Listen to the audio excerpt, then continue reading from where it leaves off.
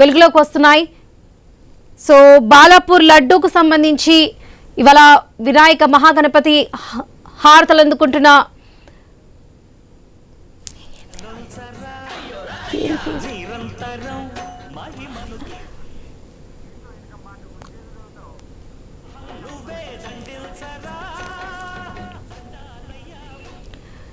రైట్గా 11 రోజుల పాటు మహాగణపతి పూజలు అందుకున్న తర్వాత ఇవాళ గంగమ్మ ఒడిలోకి చేరబోతున్నారు. ఇక ఇదే విషయానికి సంబంధించి మనతో మాట్లాడడానికి జూమ్ లైవ్ లో ఉన్నారు కేవీఆర్ శాస్త్రి గారు. నమస్తే అండి శాస్త్రి గారు.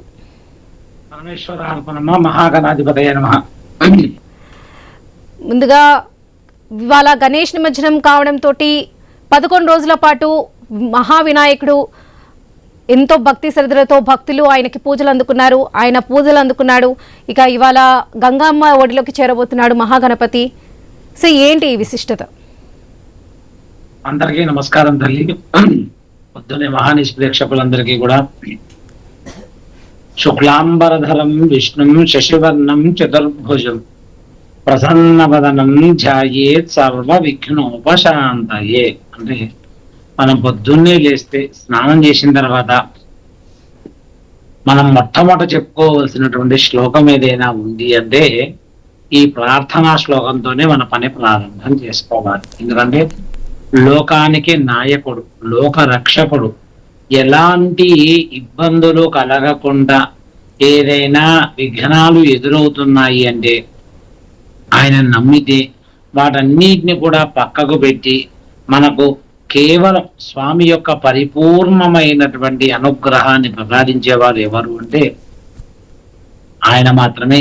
శ్రీ వినాయకుడు విఘ్నేశ్వరుడు 9 రోజుల పాటు నవరాత్రులు అత్యంత అద్భుతంగా 9 రోజులు కూడా స్వామివారి యొక్క నవరాత్రి ఉత్సవాలు పూర్తి చేసుకొని 10వ రోజు 11వ రోజు స్వామి తరలి వెళ్ళడం అనేది మనం అనాదిగా వస్తున్నటువంటి ఆచారం మనం చూస్తున్నాం కూడా. ఇక్కడ చాలా మంది వినాయకుడు పైన అభిమానంతో ఏడిచే వాళ్ళు కొందరుంటారు, కొందరు ఆయనని వదిలిపెట్టలేక బాధాతప్త హృదయంతో ఉంటారు. కొంతమంది తొందరగా రా స్వామి మళ్ళీ సంవత్సరం ఇంతకంటే విశేషంగా చేస్తా అనుకునే వాళ్ళు ఉంటారు. ఎవరి భక్తి వాళ్ళది. పత్రం పుష్పం ఫలం తోయం అని పెద్దలు అంటారు. అంటే గణపతికి మాత్రమే సాధ్యం.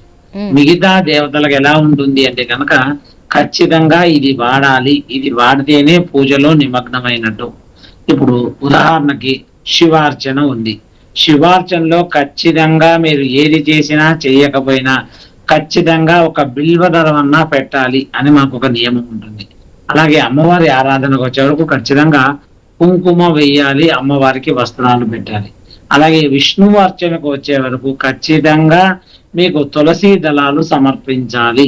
ఎందుకంటే ఇలా ఒక్కొక్క పూజకు ఒక కానీ ఒక వినాయకుడికి మాత్రమే ఎలాంటి నియమాలు లేవు. సహజంగా చాలా మంది అన్ని పూజలు ప్రాతకాలం చేస్తారు, కానీ మండపానికి వచ్చే వరకు సాయంకాలం పూట రాత్రి కాలం పూట మన పనులన్నీ పూర్తి చేసుకొని ఆఫీసు వ్యాపారాలు ఉద్యోగాలు ఇవన్నీ పూర్తి చేసుకొని సాయంకాలం అక్కడికి చేరి అందరం కూడా తృప్తిగా పూజ చేసుకొని ఒక్కొక్క ఇంట్లో నుంచి ఒక్కొక్క ప్రసాదాన్ని తెప్పించుకొని మనందరం కూడా అక్కడ పందిరిలో కూర్చొని స్వామివారికి పూజ చేసుకొని తృప్తిగా భోజనం చేయడం, స్వామివారి యొక్క ప్రసాదాన్ని తీసుకోవడం అది కేవలం వినాయకుడికి మాత్రమే సాధ్యం.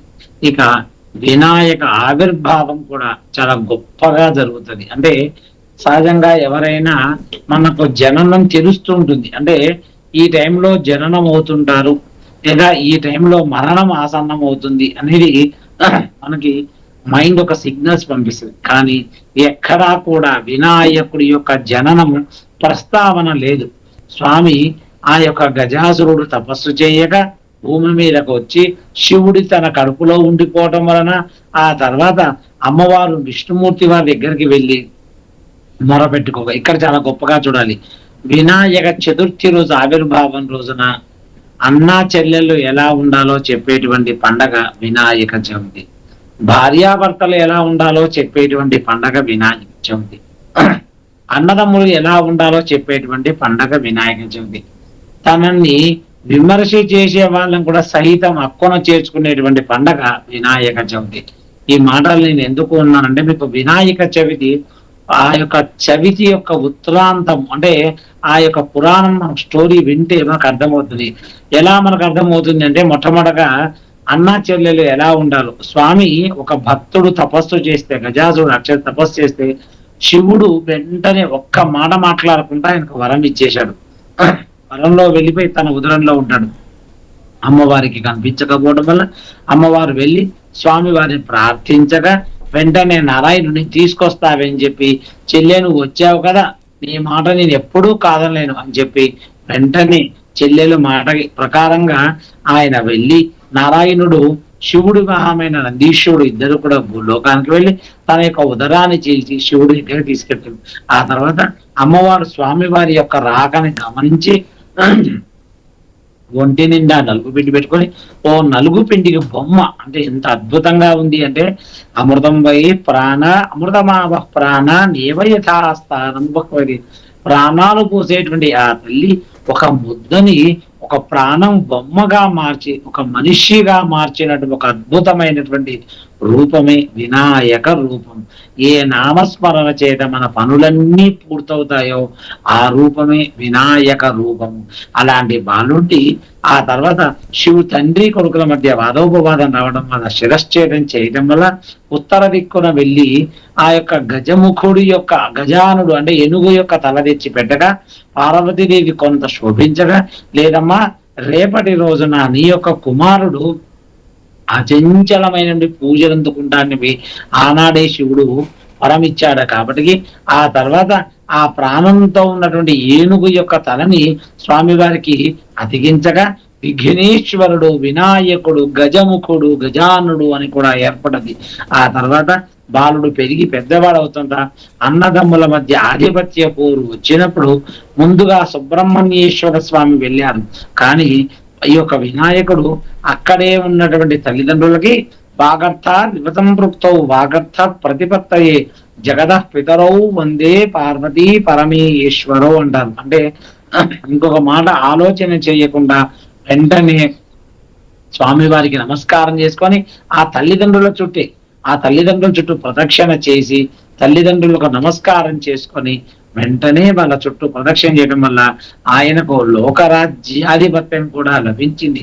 ఆ తర్వాత చంద్రుడు కూడా ఆయనను చూసి నవ్వడం వలన ఎక్కడ చంద్రుడికి ఇబ్బంది కలుగుతుందేమో అని పార్వతీదేవి శాపం ఇచ్చినా ఒక్క మాట మాట్లాడకుండా విష్ణుమూర్తి స్తుతించగా పార్వతీదేవి సంతసించి ఎవరైతే వినాయక చతుర్థిని అత్యంత పరిశుభ్రంగా చేసుకుంటారో, లేదు నా యొక్క అసలు భాద్రపద మాసంలోనే చంద్రుని చూడొద్దంటారు, కాదమ్మా అలా చూడకపోతే కష్టము అని చెప్పి విష్ణుమూర్తి వారు ప్రార్థించగా వెంటనే ఆ రోజు వినాయక ఉత్పత్తి కథ విని ఎవరైతే ఆ నవరాత్రులు పరిశుభ్రంగా చేసుకుంటారో విద్యార్థి లభతే విద్యాం, ధనార్థి లభతే ధనం, పుత్రార్థి లభతే పుత్రాన్, మోక్షార్థి లభతే మోక్షం ఉంటారు. అంటే అంత గొప్ప శక్తి వినాయకుడికి ఉంటుంది. కాబట్టి వినాయకోత్పత్తిలో ఆయన యొక్క వృత్తాంతం విన్నారు కాబట్టి ఎవరికి నీరాప నిందరు రావు అని చెప్పారు.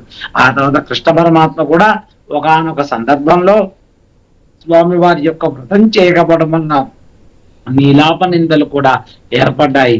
కాబట్టి వినాయకుడు అత్యంత పరమ పూజనీయ కలిగిన వాడు, పరమ భక్తి తత్పర కలిగిన వాడు. లక్ష్మీ గణపతిగా ఆయన ధనం ఇవ్వగలడు, విజయ గణపతిగా విజయాన్ని ఇవ్వగలడు, హరిద్ర గణపతిగా ఆయన పసుపు కుంకుమలు కూడా కాపాడగలడు, సౌభాగ్య గణపతికి కూడా ఆయన ఇవ్వగలడు, విద్యా గణపతిగా పిల్లల యొక్క చదువులు కూడా ఇవ్వగలిగినటువంటి ఒక శక్తి సామర్థ్యం ఎవరికైనా ఉన్నది అంటే ఆయన మాత్రమే వినాయకుడు, ఆయనే విఘ్నేశ్వరుడు, ఏకదంతుడు. కాబట్టి అత్యంత పరిశుభ్రమైనటువంటి వాతావరణంలో 10 రోజులు అద్భుతంగా ఎప్పుడెప్పుడు తెల్లవారుతుందా, స్వామివారికి ఎప్పుడెప్పుడు పూజ చేయాలా అంటూ పరిశుభ్రంగా పూజ చేసుకొని స్వామివారు ఆ గంగమ్మ ఒడికి చేరుతున్నారు, తల్లి దగ్గరికి వెళుతున్నారు. కాబట్టి పరిశుభ్రంగా మేళతాళాలతో సంప్రదాయమైనటువంటి నృత్యాలతో భక్తి శ్రద్ధలతో స్వామివారి యొక్క నవరాత్రులను గనక మనం చేసుకున్నామా స్వామి యొక్క పరిపూర్ణ అనుగ్రహం. మనం పూజించేది 10 రోజులు మాత్రమే, కానీ స్వామి యొక్క అనుగ్రహం మనకు 365 రోజులు ఎల్లకాల ఎల్లావస్థల ఎందుకు కూడా ఉంటుంది. అంత గొప్ప శక్తి కేవలం గణపతికి మాత్రమే ఉందమ్మా. సో శాస్త్రి గారు, ఇవాళ నిమజ్జనం కాబట్టి ఈ నిమజ్జనం రేపు కూడా రేపు మధ్యాహ్నం 1-2 గంటల వరకు కూడా కొనసాగే అవకాశం ఉంది. మరి రేపు 7వ తారీఖు చంద్రగ్రహణం ఉంది. మరి అటువంటి నెపంలో నిమజ్జనాలు జరపవచ్చు అంటారా? రేపటి వరకు ఎప్పటి వరకు క్లోజ్ చేసే అవకాశం ఉందంటారు? ఎప్పటి వరకు క్లోజ్ చేస్తే మంచిది అంటారు? లేదు, నేను గతంలోనే చెప్పి ఉన్నాను, అంటే మరొక్కసారి చెప్తున్నా. ఎందుకంటే కొన్ని వ్యవస్థలు అక్కడ ఉండేటువంటి మన స్క్రీన్ మీద చూస్తున్నాం కాబట్టి అక్కడ యొక్క వ్యవస్థల తీరుని మనం కొన్ని సందర్భాల్లో మనం ఏం చేయలేం. కాకపోతే నా వ్యక్తిగతంగా ధర్మశాస్త్రాన్ని సరించి సాయంత్రం వరకు ఎంతవరకు వీలైతే అంతవరకు తొందరగా నిమజ్జన చేసుకోవడం మంచిది. ఒకవేళ అలా కుదరని పక్షంలో మీ మండపాలలోంచి స్వామివారిని ఉద్వాసన చెప్పిన తర్వాత, ఎందుకంటే రేపటి రోజు రాత్రిపూట 9:56 నుంచి మనకు రాహుగ్రస్త చంద్రగ్రహణం ప్రారంభం అవుతుంది. కాబట్టి చంద్రగ్రహణానికి కనీసం ఒక 12 గంటలు, కనీసం ఒక 14 గంటల ముందు నుంచి గ్రహణ శూల అంటాం, మనకు తెలుగులో ఉంది. అంటే ఆ టైంలో తినకుండా, ఆ టైంలో చేయకుండా దేవాలయాలన్నీ కూడా బంద్ చేయడం అన్నది మన యొక్క ఆచార వ్యవహారంగా కూడా వస్తుంది. కాబట్టి ఎంత తొందరగా తెల్లారే సరివరకు పూర్తి చేయుట మంచిది. అది అందరికీ మంచిది. ఎందుకంటే ఇన్ని సంవత్సరాలు మనం ప్రతి సంవత్సరం పెట్టుకుంటున్నాం. ఎప్పుడు మనకు గ్రహణాలు ఎప్పుడో గతంలో వచ్చి ఉన్నాయి. అందుకని నేను గతంలో అనేకమైనటువంటి ఛానల్లో చెప్పి ఉన్నాను, నా వ్యక్తిగత మీడియాలో కూడా చెప్పాను, తొందరగా పూర్తి చేసుకోండి. తొందరగా వీలైతే నిన్నటి రోజు శుక్రవారం 10వ రోజు తప్పులేదు తీయండి. కనీసం 11వ రోజు తొందరగా సాయంత్రం వరకు, కనీసం రాత్రి వరకన్నా పూర్తి చేసుకోవడం వల్ల ఆ గ్రహణ ప్రభావం పడకుండా ఉంటుంది. ఏమవుతుందిలే అనుకోవద్దు, గ్రహణ ప్రభావం వల్ల కొన్ని ఇబ్బందులు వస్తాయి. కాబట్టి తొందరగా మీ మండపాల్లోంచి విఘ్నేశ్వరుడు బయలుదేరి అక్కడికి వెళ్ళడం వలన ఇక ఏ ఇబ్బంది ఉండదు. కాబట్టి ఎంత వీలైతే అంత తొందరగా పూర్తి చేయవలసిందిగా ఆ వినాయకుని ప్రార్థిస్తూ వాటికి సహకరించమని కూడా అందరినీ కూడా నేను వ్యక్తిగతంగా కూడా తొందరగా వినాయక నిమజ్జనం చేయడం వల్ల అందరికీ కూడా మంచిది అన్నది నా వ్యక్తిగత అభిప్రాయం. రైట్. సో శాస్త్రి గారు, ఇవాళ నిమజ్జనం